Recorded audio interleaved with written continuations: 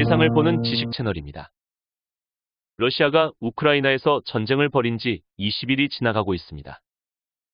SNS 전쟁, 미디어 전쟁, 난민 전쟁이라는 말에 걸맞을 정도로 다양한 이야기가 쏟아져 나오고 있습니다. 우리나라에서 보고 듣는 대부분의 자료에서는 러시아는 침략자이므로 악이고 우크라이나는 강대국의 침략을 당하였으므로 선이라는 이분법적인 관점이 대부분입니다. 그러나 상황을 좀 더 상세하게 들여다보면 미디어에서 접할 수 있는 내용과는 조금 다른 측면도 있습니다.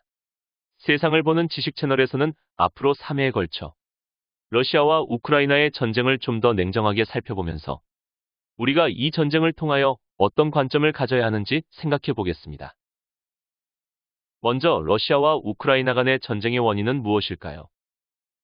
미국 시카고대의 존 미어샤이머 교수는 2014년 포린 어페어스라는 전문지에 기고한 우크라이나 위기는 왜 서구의 책임인가라는 글에서 서방의 세 가지 정책 패키지인 나토 확대, 유럽연합 확장, 민주주의 촉진은 점화를 기다리고 있는 불의 연료를 더한 것이라고 주장하였습니다.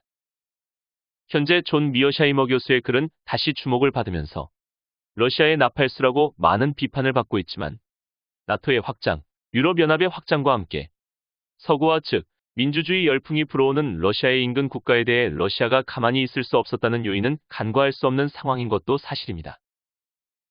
이 주장은 푸틴 러시아 대통령의 영토와 곡창지대에 대한 야욕, 유럽 지역으로의 안전한 천연가스 판매 경로 확보를 위해 전쟁을 벌인 것이라는 의견과 대치점에서 상당한 논란을 불러일으키고 있습니다.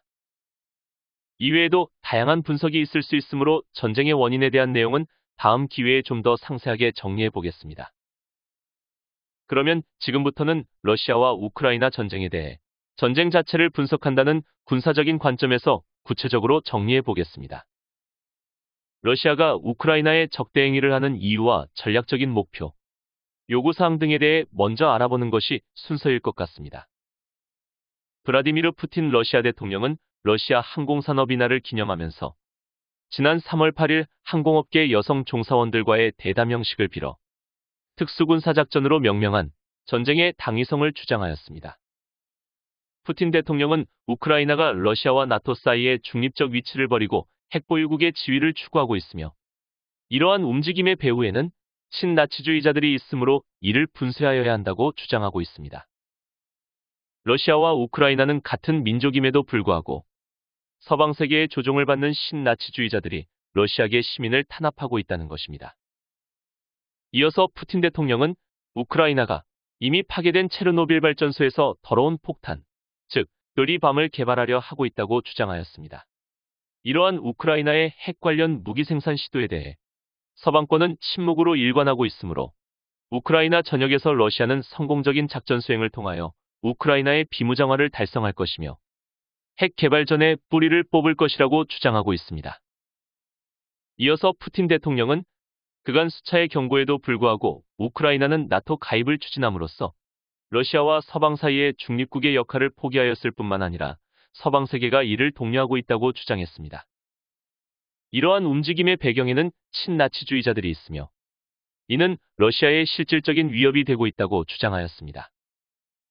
특히 우크라이나, 돈바스, 크림반도에서 러시아계 주민들을 학살한 무장 세력은 네오나치 세력인 아조프대대이며 이들은 우크라이나 네오나치즘의 원조인 극단적인 민족주의자 스테판 반데라를 숭배하는 집단이라는 것입니다. 여기서 등장하는 스테판 반데라는 2차 대전 당시 우크라이나를 탄압해왔던 스탈린에 맞서 독일의 나치와 협력하여 소련의 붉은 군대와 싸웠던 인물입니다. 이와 함께 푸틴 대통령은 러시아는 사악한 공산주의를 청산했음에도 불구하고 전체주의적인 네오나치즘이 우크라이나를 휩쓸면서 아직도 인종청소를 주도한 나치즘에 편향되어 러시아계 우크라이나인들을 탄압하는 행위가 8년 넘게 지속되고 있다는 주장도 하였습니다. 이처럼 푸틴 대통령의 주장은 네오나치즘을 용인하는 우크라이나 정부로 인해 러시아계 국민이 고통받고 있고 우크라이나가 핵무기 관련 활동을 하고 있으며 나토 가입을 헌법에 명시하여 지역적인 균형을 깨고 있기 때문에 침략은 정당하다는 주장을 하고 있습니다. 그러나 우크라이나 정부에서는 네오나치즘이나 핵무기 관련 내용은 터무니없는 것이며 나토 가입은 독립국가의 주권이라고 반박하고 있습니다. 그러면 이 전쟁에서 러시아의 전략적인 목표는 무엇일까요? 이에 대한 실마리는 지난 3월 5일 알렉산드르 루카셴코 벨로루시 대통령이 우크라이나 지역에서 계획된 러시아의 공격 계획으로 추정되는 지도 앞에서 설명하는 영상을 기반으로 추정할 수 있습니다. 이 지도가 현재 러시아군의 전진축과 거의 유사하므로 어느 정도의 사실을 담고 있다는 전제하에 지도상에서 보이는 러시아군의 전진축을 살펴볼 필요가 있습니다. 주공과 조공의 전진축으로 보이는 지도상의 도식으로 볼 때 블라디미르 푸틴 러시아 대통령은 우크라이나 전 지역을 석권한 이후 필요시 몰도바 등 주변국까지도 위협함으로써 나토의 동진을 저지하기 위한 완충지대를 구축하는 것을 전략적인 목표로 하는 것으로 보입니다. 그러나 푸틴 대통령은 이러한 전략적인 목표 달성이 일부 곤란한 경우에도 우크라이나의 동부 지역을 러시아의 우호적인 독립국가로 수립하고 크림반도의 러시아 영토권 확보 및 우크라이나의 러시아의 우호적인 정권을 수립하는 선에서 전쟁을 마무리할 것으로 보입니다. 이러한 전략적인 목표는 러시아 정부가 발표한 종전을 위한 4가지 요구사항에도 잘 나타나 있습니다. 러시아가 제시하고 있는 우크라이나 전역에서의 전투행위 중지를 위한 조건은 다음과 같습니다. 첫째, 우크라이나군은 현재의 군사적인 적대 행위를 즉각 중지한다. 둘째, 우크라이나는 개헌을 통하여 나토 가입 포기와 중립을 헌법에 명시하여야 한다. 셋째, 우크라이나는 크림반도가 러시아의 영토임을 인정한다. 넷째, 우크라이나는 돈바스 지역의 도네츠크와 루간스크를 독립국가로 인정한다. 이러한 러시아의 요구 조건은 우크라이나로 볼 때 무조건 항복과 같은 수준이므로 모두 받아들이기는 어려울 것입니다. 그러나 전반적인 전투 지역에서 고전을 면치 못하고 있는 상태에서 수도 키이우가 포위되고 식량과 식수가 차단된다면 우크라이나는 푸틴의 요구 조건을 받아들일 수밖에 없을 것으로 보입니다. 대부분의 전쟁이 그렇듯이 모든 상황은 뜻하는 대로 진행되지는 않습니다. 전문가들이 관측에서 볼 수 있듯이 러시아가 원했던 우크라이나에서의 전쟁도 최초의 계획대로 진행되는 것 같지는 않습니다. 그러면 향후 푸틴 대통령은 어떤 수준에서 전쟁을 마무리할 수 있을까요? 우선 러시아는 젤렌스키 대통령을 포함한 우크라이나 전쟁 지도부의 제거 작전을 지속적으로 수행할 것으로 보이는 바, 향후 우크라이나는 국가적인 전쟁 수행보다는 산발적인 게릴라전 수준으로 전투가 진행될 것으로 보입니다.